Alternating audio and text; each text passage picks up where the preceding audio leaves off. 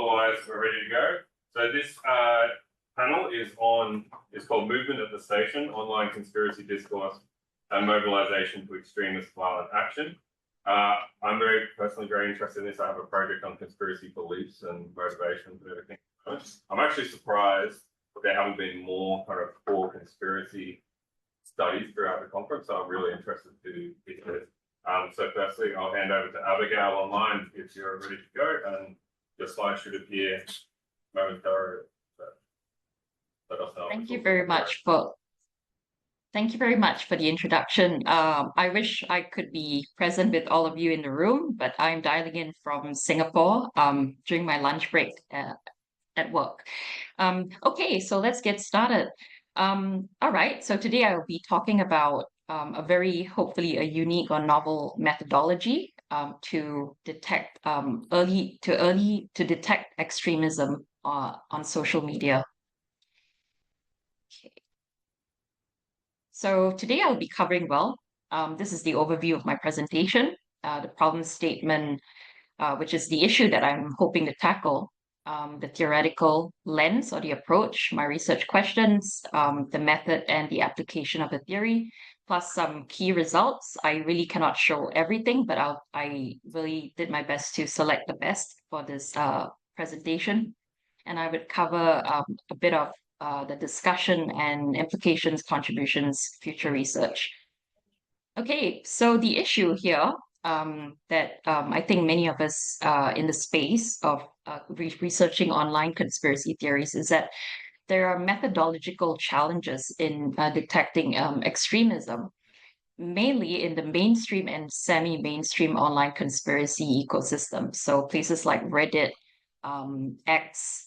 I'm not talking about Parler or Gab or extremist platforms like Stormfront. So those would be a little more straightforward. I'm looking at mainstream and semi-mainstream. So the current research methodologies employed are limited. They tend to ignore perception, uncertainty, and a lot of context that the nuances in the discourse gets missed out. So personally, for my PhD, this research or whatever I'm sharing with you during my presentation today is really a development of my PhD research. And I would just say that I use NLP methods, traditional NLP methods, natural language processing methods like topic modeling, sentiment analysis, and these methods give you a very high-level overview of the discourse, but it misses out. It cannot give you much about the context of the discourse or the granularity. The other tools that have been designed to detect sarcasm and irony are very limited in scope. Psycholinguistic dictionaries are also may have coverage gaps. They might be context blind. And what we don't want is to have a lot of high false positives or false alarms and to miss out the signals. So I took the symposium theme very literally. And I actually decided that I'm going to try to break it down for all of us, myself included, how we can approach how to detect signals in the noise of online conspiracy discourse. And I went with this model, the utility-based signal detection theory, which comes from psychology, but the roots are really from in military defense. So think about sonar waves or sound waves.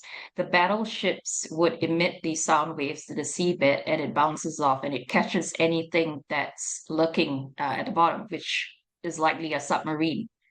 So it came from there. That's the root. So if you think about it, the bats use sonar as well, dolphins, whales.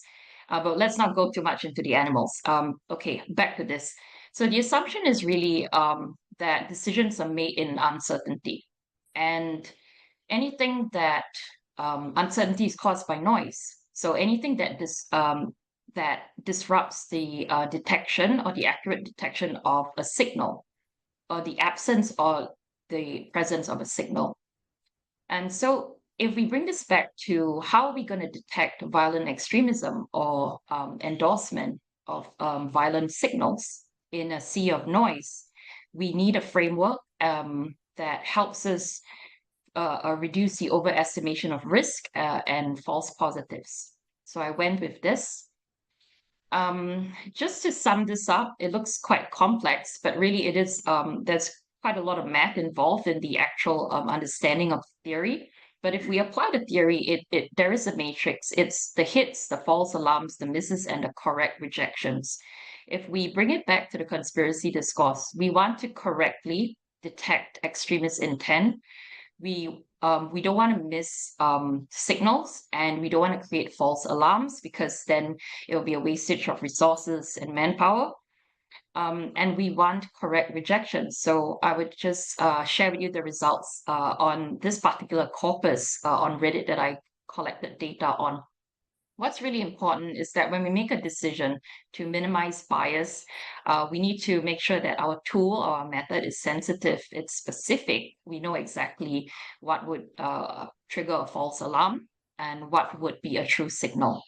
And the thing about mainstream social media content, and even semi-mainstream stream or social media discourse, is that it shifts, it transforms, it moves based on what's trending. And Reddit, for instance, is a social media, it's an aggregate news site. So people talk about news over there. So the thresholds need to shift according to what's happening in the world. So I came up with these three research questions. I wanted to know if this particular theory can help us really dissect the discourse and look at the text and see whether we can actually model uncertainty, noise, and true signals. And I wanted to quantify ambiguity as well. So I'm really drawing from applied linguistics or discourse analysis, specifically pragmatics, the use of language or language in use. What is language used? How do people use words to, in the online conspiracy discourse? And I wanted to also understand how we can actually detect radicalization signals very high upstream before it becomes more serious. So I've broken down the methodology into two parts. The first one, I used a corpus of over 1 million comments from Reddit's most popular forum, r conspiracy, or subreddit. And I collected all the comments, as many as I could, from this time period, a period of 18 months. And I wanted to stop at November because December was the year, the month of the the US presidential elections. And then the following month was the Capitol riots in January. So I didn't want any contamination. I really wanted to look at the discourse during COVID. And so I used this psycholinguistic dictionary. It's a grievance dictionary. I used version 7 of it because I really I didn't want false positives. So I wanted to be a bit tighter when when a dictionary picked up words in the corpus. So this dictionary has been validated. It's been used in across different text types and to look at violent and non-violent texts. And the second part of that, so the first part was really to screen the discourse. And the second part, part B, was to pick out very strategically posts from COVID-19 and the Capitol riots. And I did a qualitative analysis on it. So that's a discourse analysis. It's not the critical discourse analysis. It again is the applied linguistic framework, which looks at specific techniques in language or linguistics that make a particular comment or post significant. And I didn't want to stop there because after dissecting the discourse, I really wanted to operationalize some of the ambiguities and create some thresholds so we can actually come up with a proper risk assessment tool for online conspiracy discourse. And for the first screening stage, these are the results. I'm not sure if you can see it on your end, but just to keep it very short, sharp, and sweet, surveillance is the most prominent topic discussed in those 18 months during COVID, which shouldn't be surprising.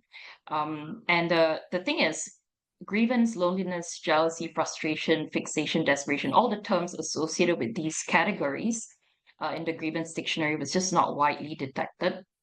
And any posts or any terms relating to violence, planning, murder are really indicative of specific events like the Black Lives Matter protests, police clashes, and specific mass shooting events in the US and Jeffrey Epstein's alleged murder or suicide.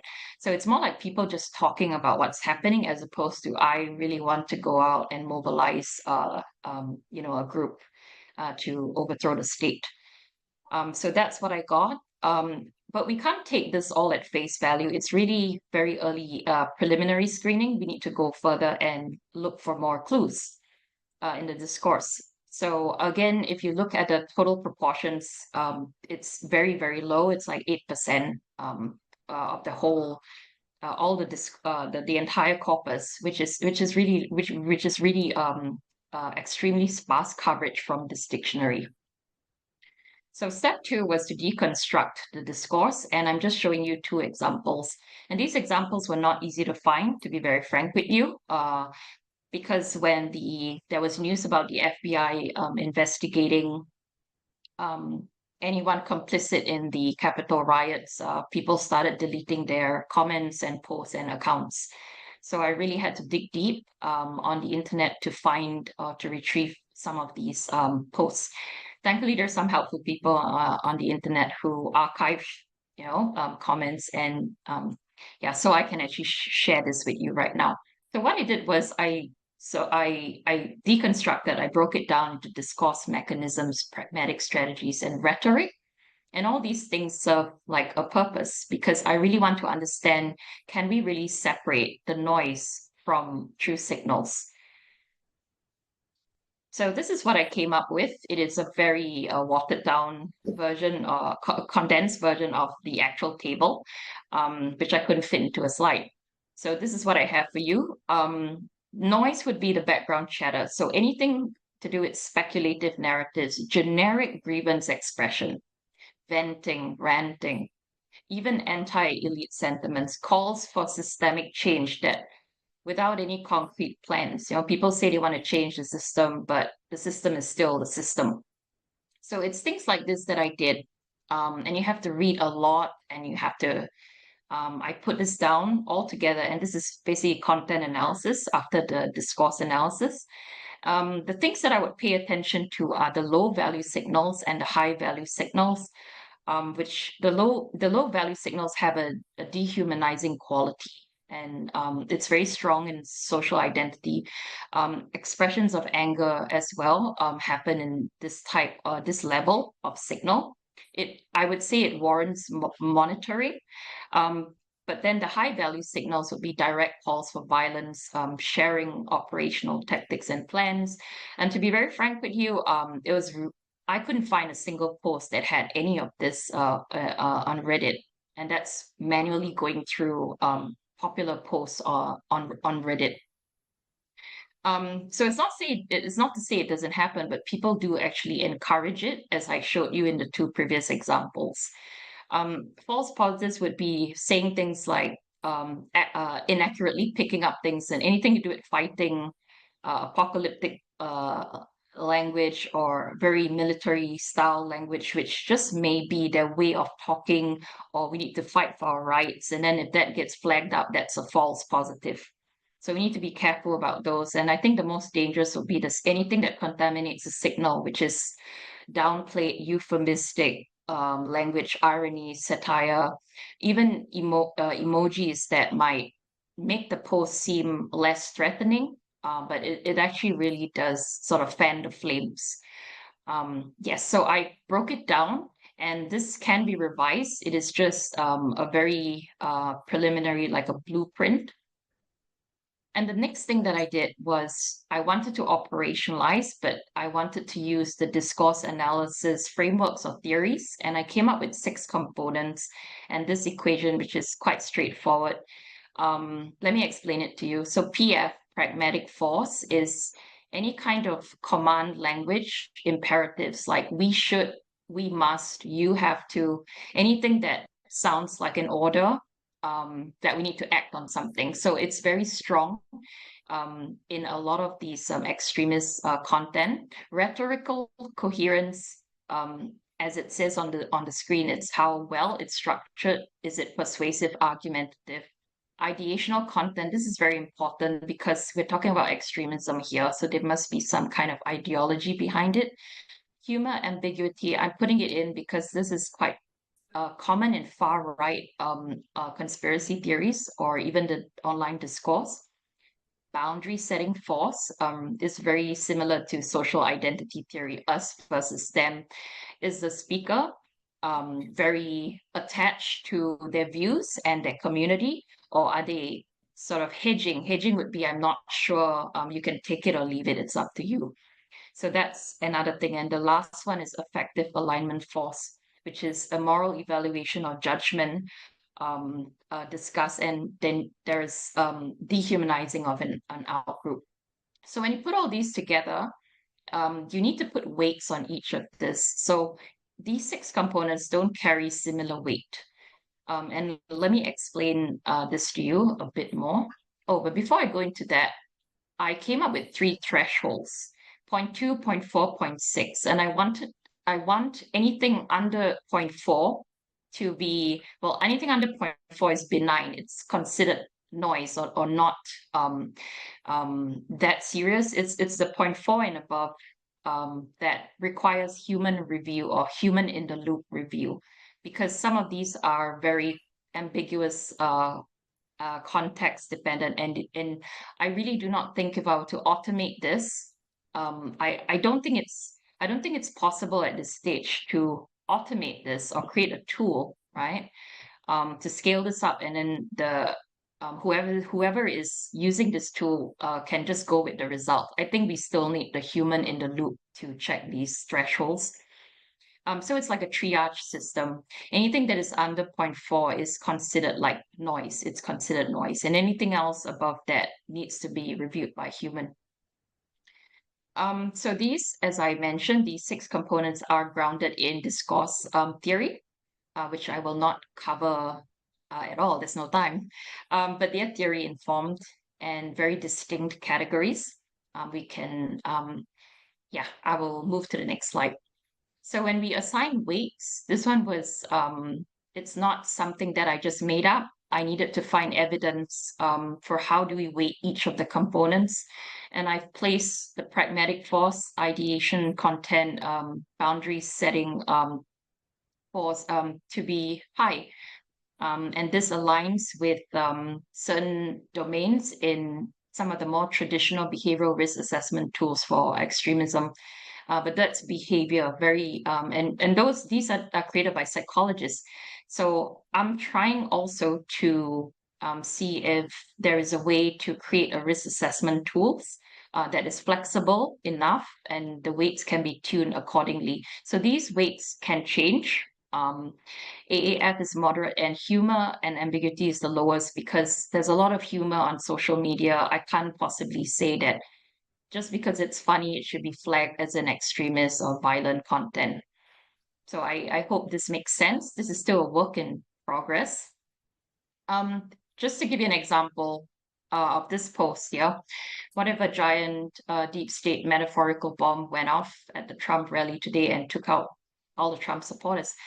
So this one is in response to the riots, and I gave it a score.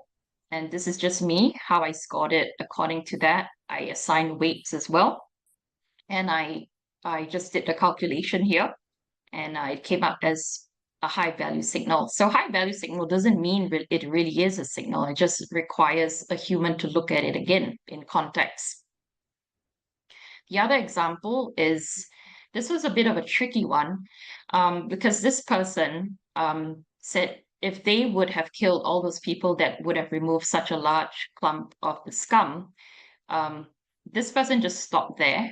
And then there were a few other people who commented, and they said, dude, check yourself. You sound like a Nazi. And then this person qualified themselves by saying it's just retaliation to a terrorist attack. If the rioters were Black, it would have happened. So in this case, it's comparing this riot to the Black Lives Matter protest. So it's not inciting violence or saying I'm going to be doing this or we should all be doing this, but it's really a commentary or critique of the systemic racism in law enforcement and state bias. So if we just relied on dictionaries, words, to just pick up this and make the decision for us, whether it's noise or it's a signal, that would be quite problematic. So it comes up like that, and then after the review, it should go to a low value signal. So this is a grievance, but it doesn't mean that you can't monitor or you can't watch it closely. It might even escalate. But I think that comment to qualify was a sort of a way to de-escalate it. Because also on Reddit there are certain things like you have to, because it's a public forum. Everyone's going to read it, and if it gets too extreme, people might downvote it. So that's another thing we have to consider. Sorry, Abigail, Oh, if you could just wrap up in maybe about a minute or so. Thank you. yeah, I'm almost done. Thank you. So it's the limitations of the grievance dictionary, which might not pick up the slang, or the people might communicate their surveillance concerns indirectly. Again, this is very preliminary. It doesn't cover the entire forum and also other forums or other platforms. And there's ambiguity as well in how we code. That's why we need coders, other coders as well. And so contributions, I've tried to use a theory. I've tried to show you how we can combine computation and qualitative analysis and to come up with some kind of a risk assessment tool. Future would be, hopefully we can look at memes. Hopefully we can maybe scale this up after the inter-rater reliability tests, and cross-platform testing is also needed. And these are my references, and that's it. Thank you very much. Thank you so much, Abigail.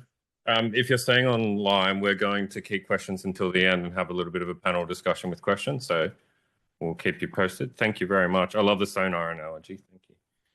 Next up, we have Cassandra Quarisa from Flinders University, looking at conspiracy-based social movements from belief to reactionary action. Thank you.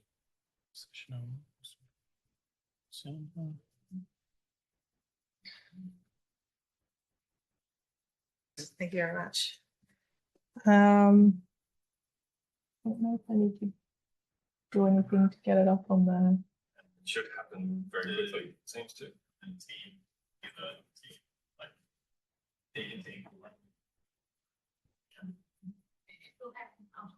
All right, perfect. All good.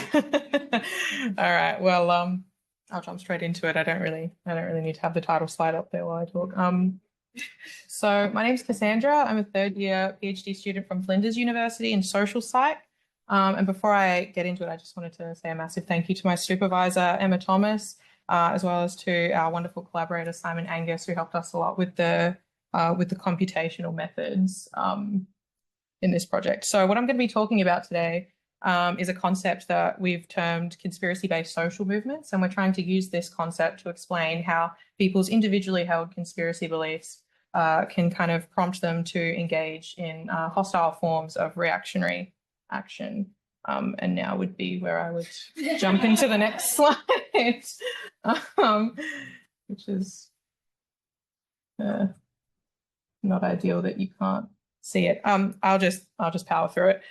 So one of the earliest definitions of collective action states that a group member is engaging in collective action whenever they are acting as a representative of their group, and that action is directed at improving the condition of the group as a whole.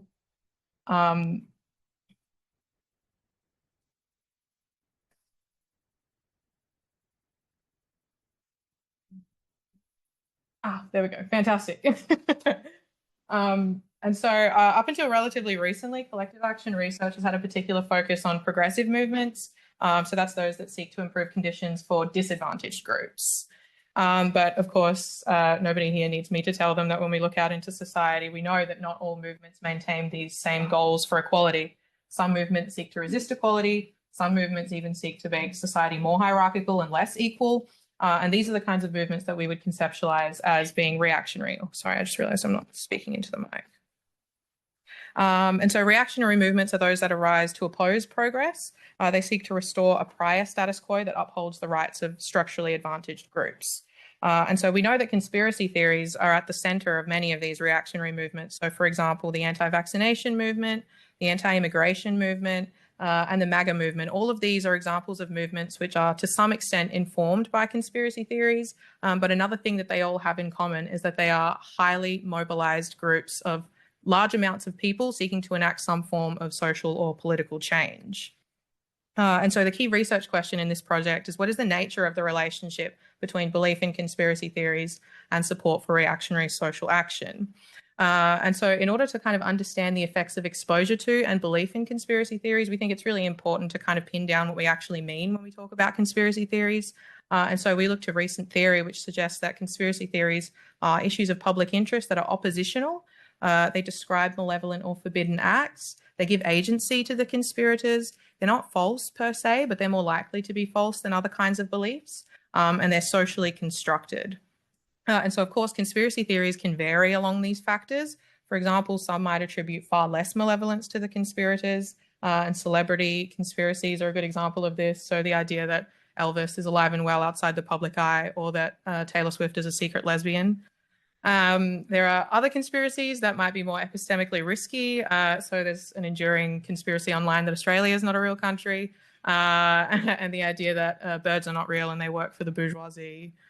But there are other conspiracy theories that act to directly diminish trust in really important social institutions, and these can become really powerful drivers for social change. And so the secondary research question in this project we're interested in asking is why? Why are there some conspiracy theories that are relatively benign and they have little consequence for society, whereas others see these kind of large-scale movements pop up around their messages? And there are some existing insights from the literature which can help us approach these research questions. So the collective action literature, for example, tells us that social identification and collective anger over perceived injustices are really strong predictors of mobilization. And so essentially what that means is that people's beliefs can become collectivized. They become representing of a group identity rather than just an idiosyncratic, individually held belief.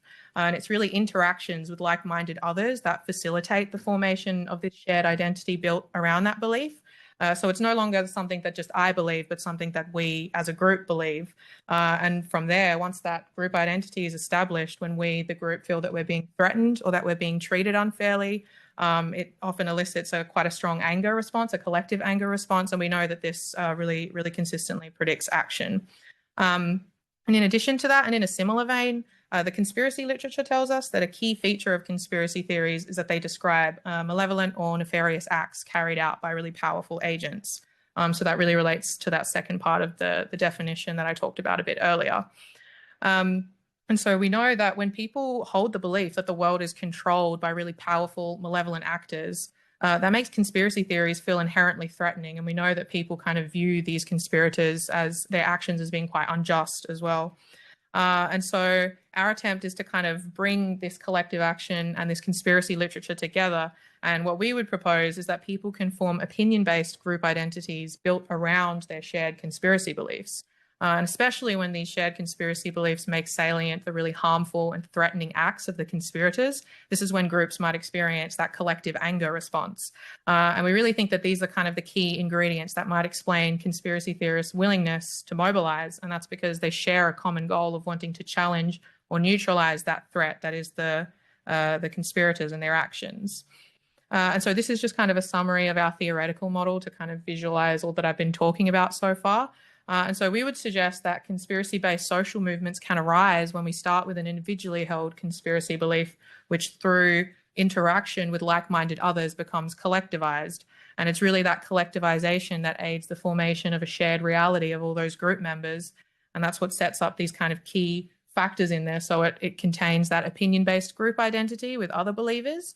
It contains the perception that that group is being harmed or threatened by the conspiracy. And then these factors are really what set up the group's norms for action. So essentially, we've got people talking about a conspiracy belief, agreeing that the threat at the center of it is real, and committing in order to challenge that threat. And so based on all this theorizing, this is our hypothesized model. So we thought that identification with other conspiracy believers would be positively related to people's willingness or intentions to engage in reactionary forms of collective action. But we thought that that relationship would be strengthened when people really perceived that that conspiracy was harmful to their in-group or to society at large. And so we thought, what better case to investigate this than the case of QAnon? So most people in the room probably know what this conspiracy is, but in case you don't, I'll quickly run through it. So QAnon is a widespread system of belief centered around claims made by an anonymous individual known just as Q. It emerged around the time of the 2016 election, and it espouses belief in the deep state and election fraud. And importantly for us in this project, many adherents of QAnon were present at and participated in the January 6th Capitol insurrection. And so that kind of gives us our example of that reactionary collective action. And so to approach our hypotheses, we collected a data set of over 700,000 tweets on the topic of QAnon, which was collected from its inception in 2016 all the way through to February of 2021 following the Capitol insurrection. And so, as is often the case with Twitter data, this data set is quite messy. We noted that not all of the tweets shared the same opinion. So some of them, they matched keywords, but they weren't actually necessarily on the topic of QAnon. Some of them were actually entirely opposed. There were lots of people in there just kind of making fun of the hashtags and the movement in general. And importantly as well, about 20% of our data set was in languages other than English, which if any of you attended the PhD session yesterday, we heard a little bit about how prolific this movement is in Brazil and Germany.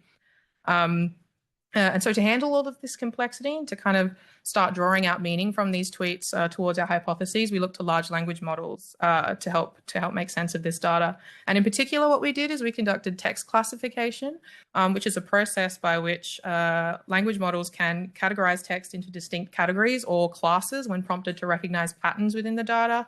And so a really simple example of that is spam detection.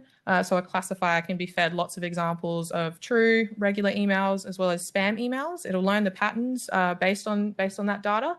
And then when you feed it unseen data that it hasn't seen before and it doesn't know the correct labels for, it'll use the patterns that it previously learned in order to make its predictions whether it should send an email that it's been fed into your inbox or into your spam folder. And so we wanted to use language models in a similar way, but this time to predict whether a particular tweet supports or opposes QAnon, whether it's expressing identification with other QAnon supporters, whether it's identifying and whether the person tweeting is perceiving that harm at the center of the conspiracy, and whether they're expressing intentions or willingness to engage in reaction. And so to do this, we devised a kind of coding manual. So we had to specify each of our categories of interest.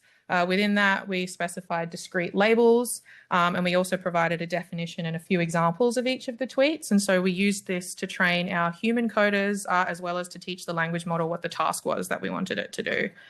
So this is just a quick look at all of our categories here. And by way of pre-processing, we used Anthropic's Claude to translate and expand all the tweets. So this way we would be able to retain all of that non-English data.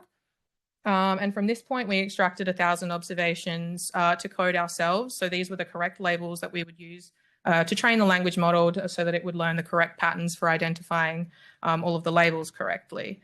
So we split that stratified sample into a subsample of 100 observations, and this is what we used to teach the language model the correct patterns. So we coded up the data ourselves. We showed these 100 observations to the language model, and this is what helped it to kind of instruct it of what each correct label looked like. And then we used the remaining 900 observations as a testing data set. So this acted as that unseen data that the model hadn't seen before. And this is what we used to kind of test its performance and see how well it could predict. And we compared the language model's output to our human coding output. And in our case, we tested this on an ensemble of 16 language models so that we could figure out which one would be best fit for the task. So we prompted all of these 16 language models to produce all their output. We compared it across our human data, and then we selected the model that had the best performance and cost balance. And then we upscaled to the remaining 700,000 observations. So this is just a summary of what the process looked like here. We ultimately landed on GPT-4o, which performed consistently the best over the multiple tasks. And so what that process left us with was a really high quality data set with all the predicted labels for the constructs that we were interested in looking at. And importantly here, this left us being able to distinguish between which tweets were in support of QAnon and which tweets opposed QAnon. So we were able to filter our data set from this point to just kind of zoom in on only those those tweets that were supporting QAnon, which left us with over 500,000 observations from over 80,000 unique users. So that's just an example of what the output looked like there. And so that brings me back to being able to test our model. So this was the idea that identification with other QAnon believers would predict people's willingness or intentions to engage in reaction, and whether that relationship was strengthened by their perception that the conspiracy would cause their in-group or society at large harm. And so I'm in the early stages of analyzing this data. So I've just got some preliminary results at this stage. But essentially what we're seeing so far is support for our hypotheses, which is kind of nice. So what we're seeing here is that unsurprisingly, when people identified really strongly with other QAnon believers, this increased their willingness of or intentions to engage in reactionary forms of collective action. We also saw that harm predicted people's willingness to engage in collective action, although surprisingly this association was negative. So when people were perceiving that conspiracy as harmful, it actually decreased their odds of wanting to engage in collective action, which we thought was interesting. But the really important part, and in line with our hypotheses, is that when you model these two factors together, the association becomes positive again. So it's really the idea that when QAnon believers strongly identify with one another and they feel that they're a part of the same in-group, and then when they perceive that that conspiracy is really harmful to their in-group, then that's what predicts their willingness or intentions to engage in reaction. And so to just kind of broadly try and bring all of this together, I think this project really highlights that conspiracy theories can become collectivized systems of belief around which people can form really strong social ties. And I think it's those group level perceptions of a threatening, malevolent force at the center of those conspiracies that really propels people from belief to action. And just for some brief next steps for this project, as I said, I'm just in the early stages of analysis. We recognize that these kind of implications of harm and calls to action don't occur instantly nor at a fixed pace. And so we'd be really interested in testing how these associations change over time. So do they get stronger over time, or are there certain points in time where they might be stronger and then they might get weaker? And secondary to that, we're also interested in testing if there are some latent themes within the data that might kind of help us identify these key points where the associations might be stronger. And so to do that, we plan to do some dynamic topic modeling, which will allow us to analyze the evolution of topics within the tweets over time. And that's all I've got. Thank you very much for your attention. Fantastic study, thank you. And I think it's particularly interesting in a context where we're always talking about lone actors to keep thinking about shared beliefs and group-based violence, which is so core to these movements as well. Thank you. So next up we have Ernst Martinson from UCL, talking about grievances, conspiracies, and the road to political violence, a typological lens on digital radicalization. Thank you. Do I just do the... Yeah. All right.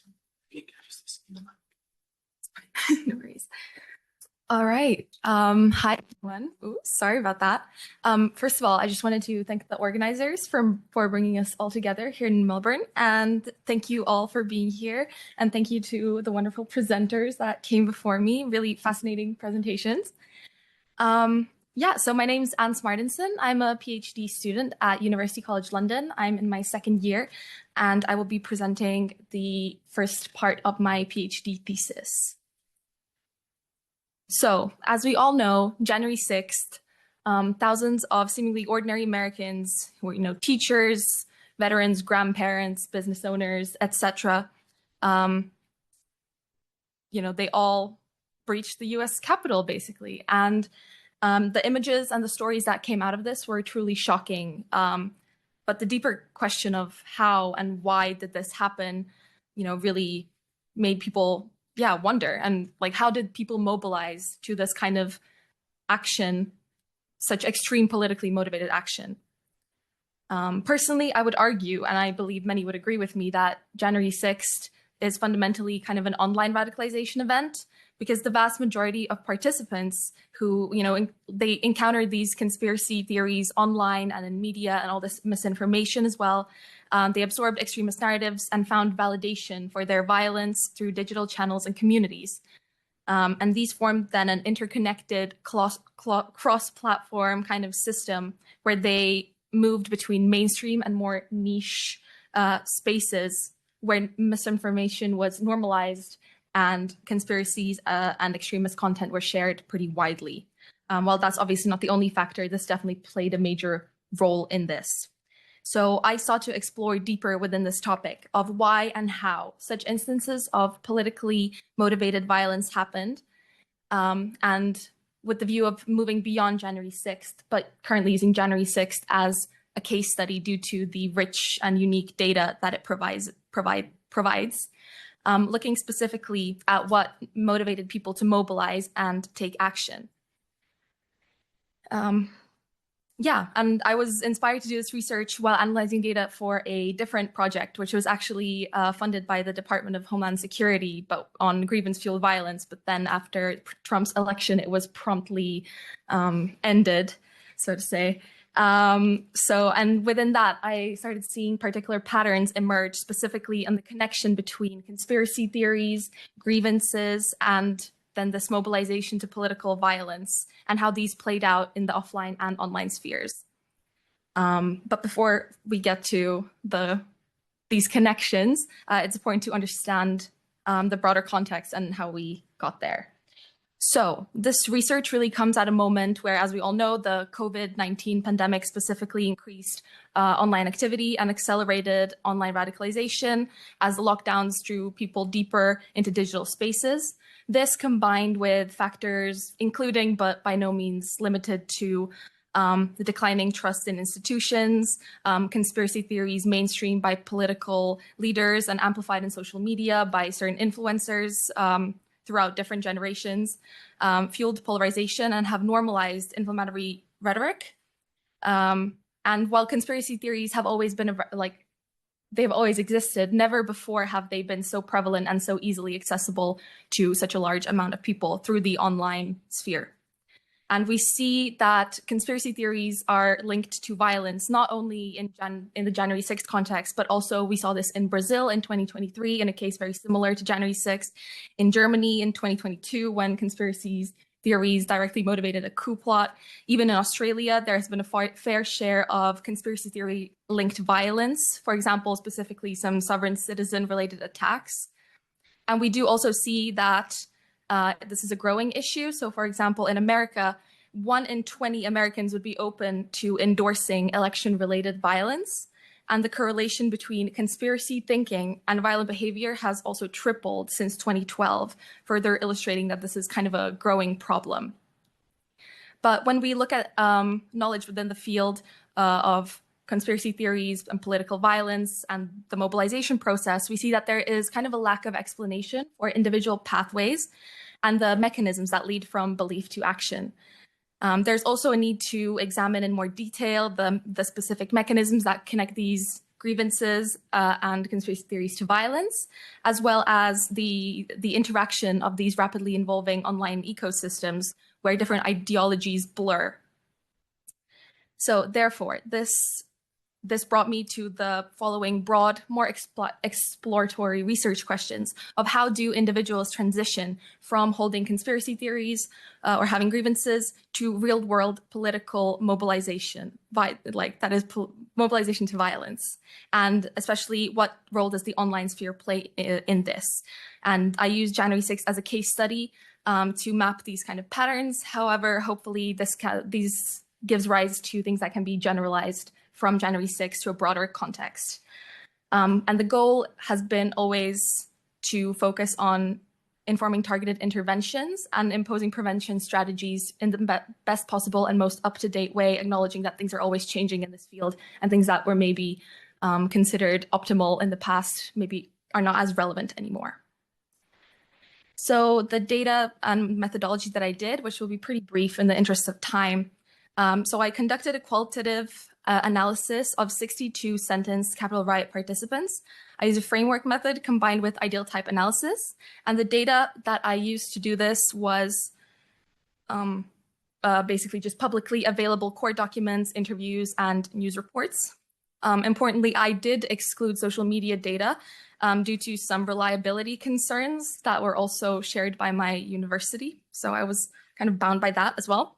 But the rigorously validated core documents included quite specific detail on individuals' lives, including their online activities, what platforms they use, what content they consumed, the communities, their beliefs, etc. And I coded over 30 variables across several different dimensions. I will go into those a little bit more in a second. And this created kind of like a case by variable matrix that revealed 4 distinct ideal type mobilization patterns, each of which had a unique kind of radicalization and mobilization trajectory. And it must be noted that these were typologies of mobilization, not of different people, and hence different people can show signs of each. And there are certainly overlaps, but all that does is really enrich the insights on these individuals. And also importantly, when coding everything, I did keep in mind that all of the individuals likely held some belief in things like election fraud or, basically things like that.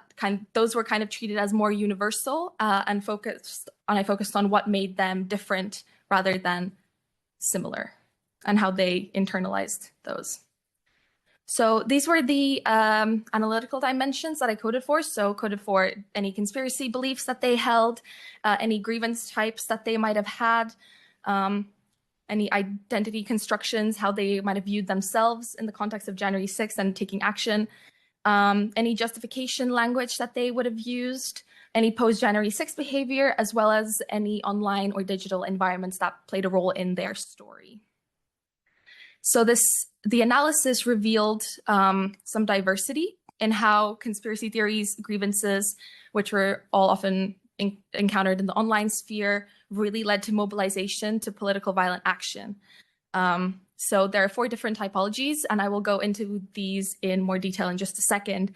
But they each constructed their identities around conspiracy theories very differently, interacted with them, and navigated their lives differently based on those. So I will now go into more detail on each.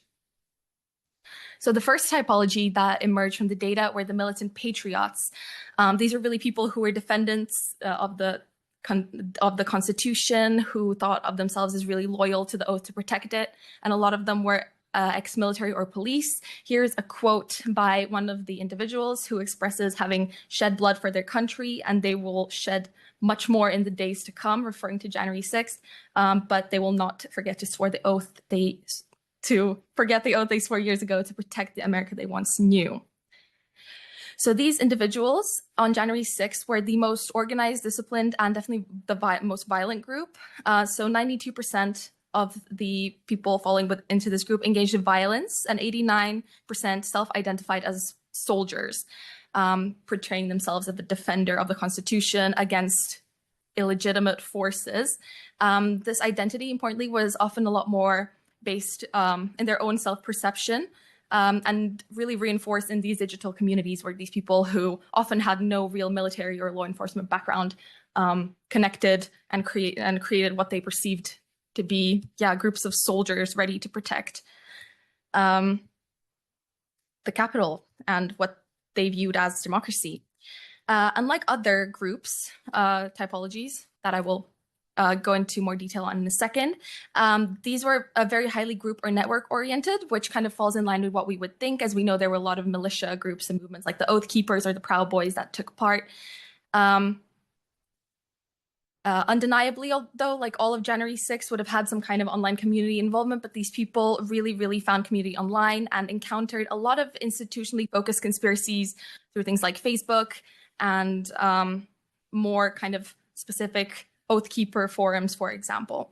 And they really gravitated towards conspiracies that centered on government corruption and constitutional violations, and really leaned into that kind of military or legal kind of these terms, with the stolen election serving for them really as the central constitutional injustice, which is kind of what we would expect to see in a lot of the January 6th participants.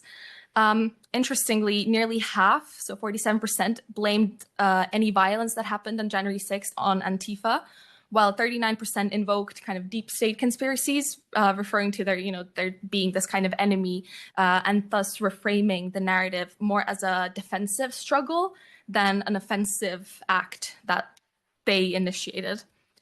Their grievances really centered on perceived constitutional violations and government betrayal, again, in line with what we would kind of expect to see on January 6th.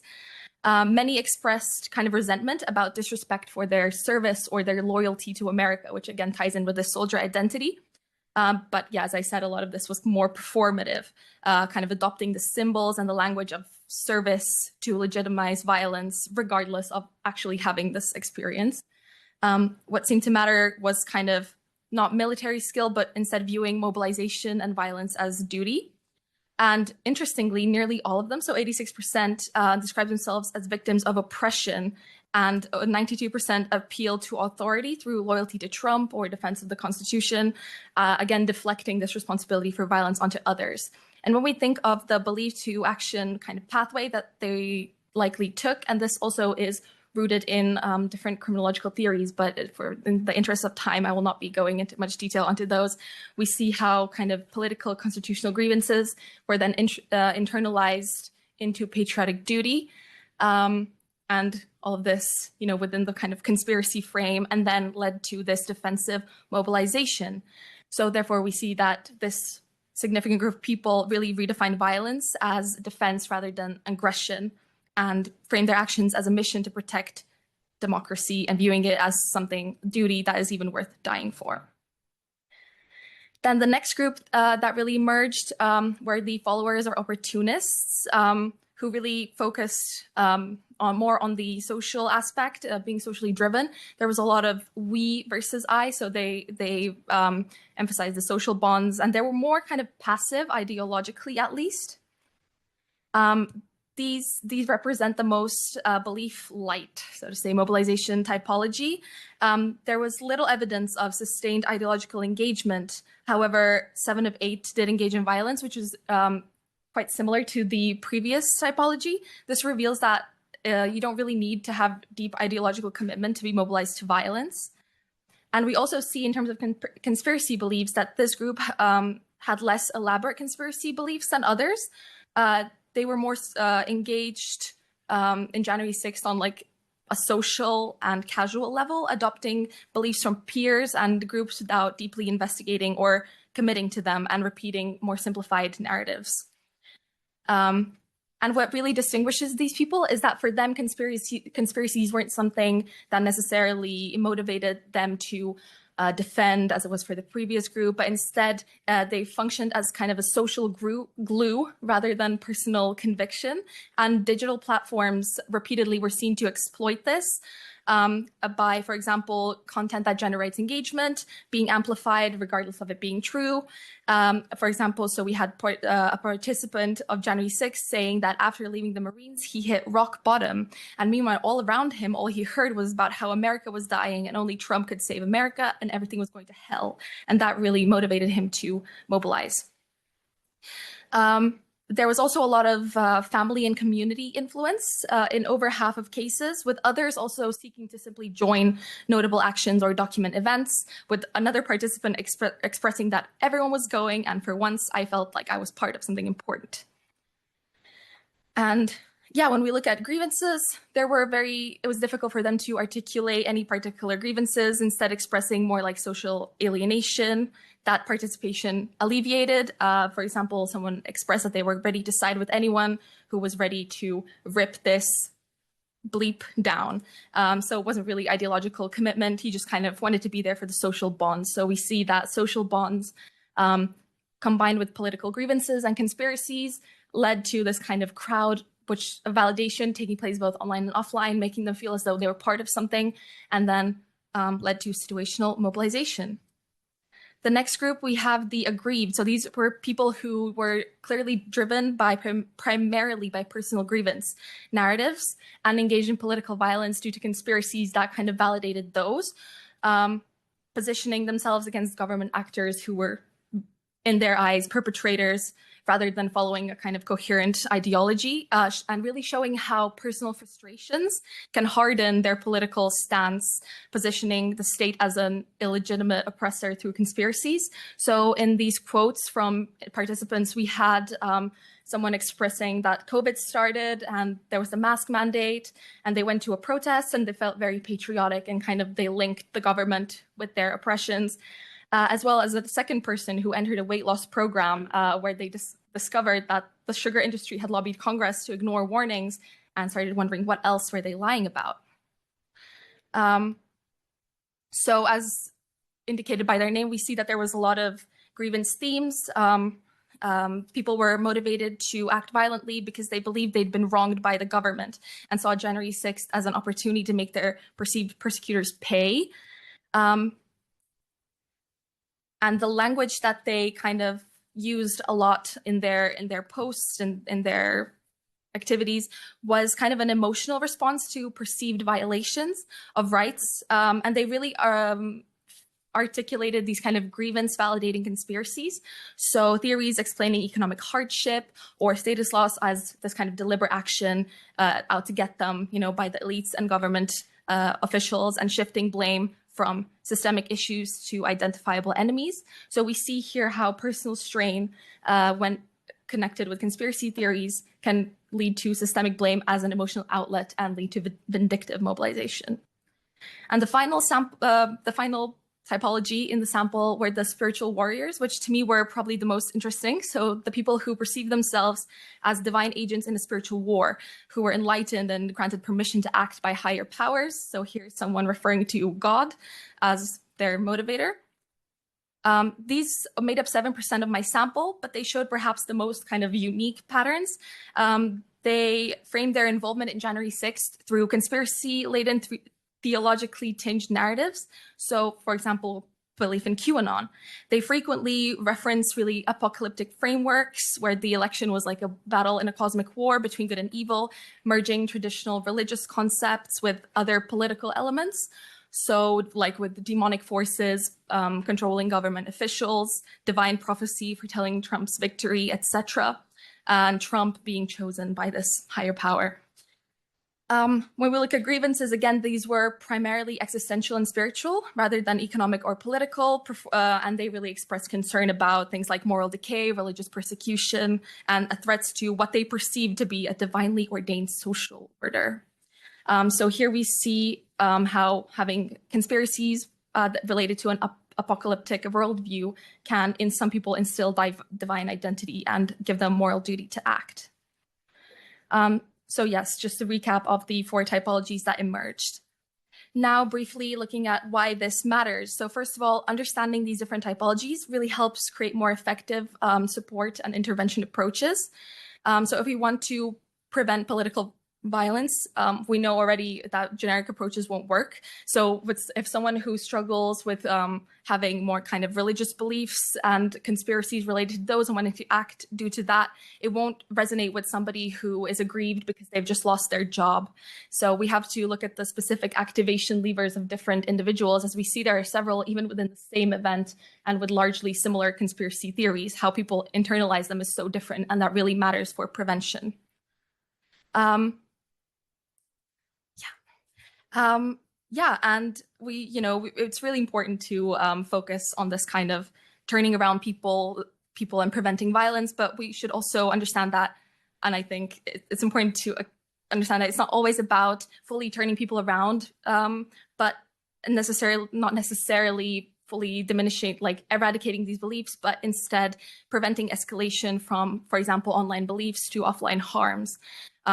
So we really have to kind of pick and choose how far we go. And importantly, also due to the role throughout of online the online system, I won't go into much detail on this, but as I feel it's been covered quite a lot, but there's definitely a need for platform accountability and working together, as well as acknowledging the role of AI potentially. There's some research out there saying that AI can really help with decreasing people's beliefs in conspiracies, and that is something to really look into.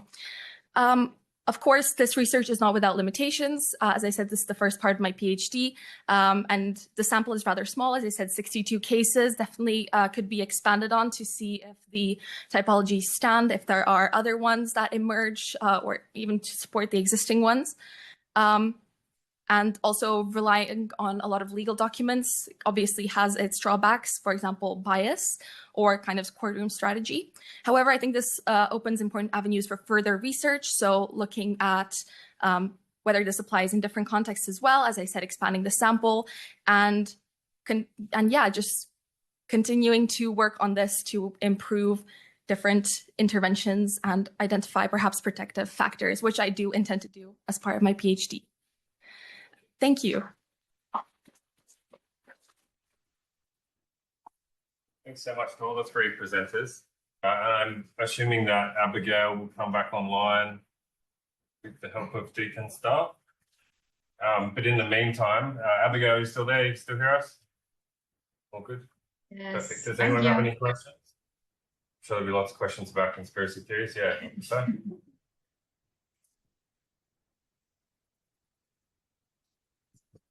I'd just like to thank all three presenters. That was fantastic and really enlightening. Question is to Ants. Look, being a bit of a US policy nerd, really keen to get your thoughts on probably the role that I say like leaders, trusted people, or people that have got a bit of so-called credibility as leaders. I think we know who we're referring to here. The sort of role that they play in terms of trust and amplifying a grievance or a conspiracy theory, stolen elections, people eating cats, should I go on? Illegal aliens who are all criminals, etc., etc. Yeah, I mean, absolutely. This is something that even in the cases we saw time and time again, I believe this would not have happened perhaps without this kind of rally preceding the January 6th riot and the comments that were made during that. So there's definitely a need to, in some way, build resilience against this kind of dangerous messaging that we hear so much nowadays from political figures, not only in the US, but also beyond with a lot of other politicians. I know recent examples in the UK, also my country, Latvia, where we have politicians copying these tactics word for word, essentially, and people continuously falling for it, which I think is very, very troubling. Until there is some way to change that, and until this kind of maybe falls out of popularity or something like that, I believe these people will continue to have a considerable influence, unfortunately. Is there something you'd like to add? Yeah, I guess the way that I kind of look at it is that it's more about building trust in the institutions themselves. So I think there's a real, I mean, we've heard a lot about it over the last couple of days, that there's a real lack of trust in like the government, the scientific, the health institutions. And I think it's primarily, at least what I see in my data set, is that it's primarily a lack of, or a perceived lack of transparency in the processes that go on within those institutions. And I think that ambiguity leaves a lot of room for people to then take advantage of that ambiguity and start feeding in the kind of misinformation and conspiracy theories. So I guess, yeah, the way I see it is kind of building that transparency and that trust with the institutions, and then that might build that resilience so that when these kind of figures come along who try to take advantage of that ambiguity, we might be a bit more resilient to that. Yeah, I think that's all I got to add. Abigail, feel free to jump in, but we've also got, maybe we'll take another question and then first, and then your thoughts. Yeah. This is a question for all of you, but maybe Ants, particularly from the US perspective. And it's a question I asked in another panel about the mainstream media, because of course we've got Fox News, and then in the UK, the tabloids. So for me, in terms of this, as a follow-up question to the other question about countering these conspiracy theories, what's the place of mainstream media? I know people say, well, that's no longer very strong, but I do think, like, particularly in the US, Fox News is highly problematic. Yeah, absolutely. I think a lot of it does go back to kind of building trust and building resilience. I think and that is very, very hard to do because of constant attempts by these political leaders to kind of continue discrediting mainstream news media, either if, that could be through attacking particular journalists, which happens, making personal comments about them, degrading their work, as well as focusing specifically on certain networks. For example, a certain politician oftentimes being asked a question, the first thing out of their mouth is, "Oh, this is all they do is fake news," and that's not real. That is, I mean, I think it's very hard to change the minds of people already committed to this kind of thing. So it really just all goes back, in my opinion, to building resilience and trust. Yeah. Is there anything you? Abigail, do you want to jump in online at all on the first question on political leaders or the second one on media? Well, okay. I think based on what I studied in this particular community, a lot of the content it's not unreasonable. It's grounded in, well, American politics and um um issues or concerns about transparency. That's right. And institutions, strengthening institutions. So a lot of this is are I think there is another part of my PhD which is not here, but it's that most people are at this level of doubt. So they would like some questions addressed, legitimate questions addressed.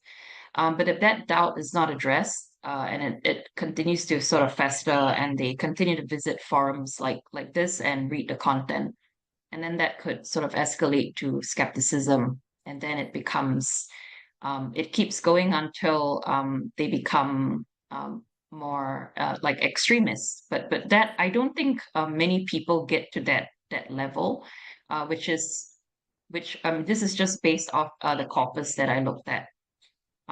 Yeah, but it's reasonable. There's some literatures or some maybe a misconception that conspiracy theories are they're off, they are out of touch with reality. But I'm not saying there's no one that is out of touch with reality, but for the most part, looking at the my data and the analysis, it really coincides with real world events and yeah, perspectives. So yeah. Cassandra, sorry, I didn't mean to interrupt you. Oh no, that's okay. Yeah, I definitely agree with that. I think that I also see similar things in this data set and also in some other projects that I've worked on throughout my PhD. I think it's really important to note that people historically have conspired and people do conspire. And so a lot of these beliefs are deeply rooted in people's past experiences, past observations, and just totally valid grievances. And so I think I don't know that there's much that we can do to stop sources like Fox News engaging in these kinds of this kind of discourse and these kinds of conversations. But I think something that could be really important in countering this is for the mainstream media to continue engaging in that kind of critical analysis around it, because I think it adds to the frustration when people's beliefs are just written off and they're told that they're stupid and that they don't matter.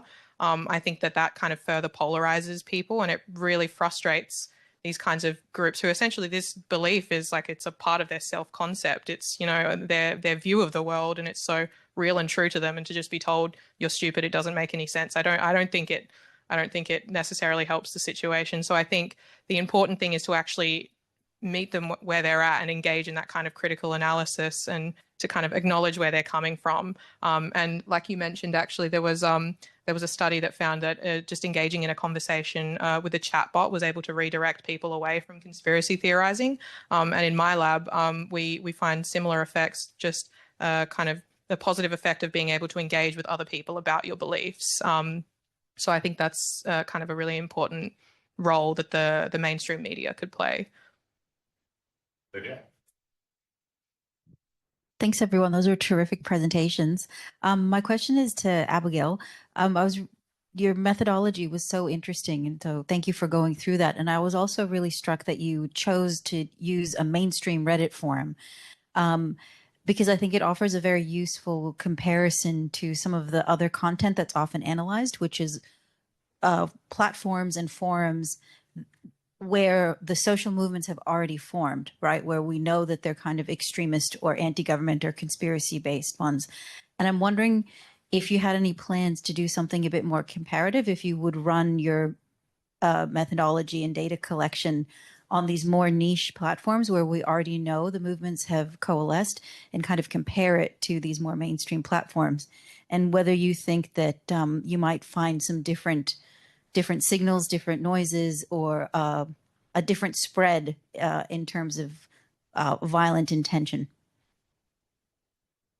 Oh, thank you very much for the question. I can't see who's asking the question, but that's okay. All right. Where do I begin? Okay, so yes, I would definitely anticipate significant differences across platforms. Public versus private forum. I didn't go into the private space because that would raise a lot of ethical like red flags. And yeah, most definitely. Once I fine tune, I think the weights, the components, I'm quite happy with those. Took me quite a while to settle on those. I do think you get a lot more flagged up for human in the loop review in certain platforms, especially around certain critical periods like elections, any kind of key event, political event, social political event. These are the times that you would find maybe more signals, maybe. But yeah, it's going to take quite a while for me to get to that stage that I'm really happy with the risk assessment tool. We need other coders in the field, experts in this, and we also need like conspiracy theorists themselves, so that we can have a sense of whether we are overestimating the risk, maybe because we're not in the space, or we're not conspiracy theorists. Maybe we might see things differently. So yes, there's a lot of work that needs to be done to get this tool to where it needs to be. And that's the other thing also, I'm looking at AI, how we can sort of scale this up and automate certain parts of it, but I'm still trying to figure out the hallucinations and why, like the prompts, how to get the prompts right. And sometimes you can get it right and still something happens with the model. So until I understand it, the mechanisms, I don't have much certainty, but I do think it is a promising project. And we also need to make sure that we're not doing dragnet surveillance. So this is an approach that we are very strategic about how we would collect data. And to be very frank with you, I have no clue who. I'm not collecting individual data. We're looking at the discourse. So I've done whatever I could to make it as ethical as possible, and ask with civil rights or civil liberties in consideration of how we collect and analyze this data. I hope that answers your question. Thank you. Thank you very much to all the presenters. I would love to keep talking about this and ask my own questions as well, but we have hit 4:30 and the other room has finished and we need to join back together. So if I just ask everyone to thank the three presenters for their fantastic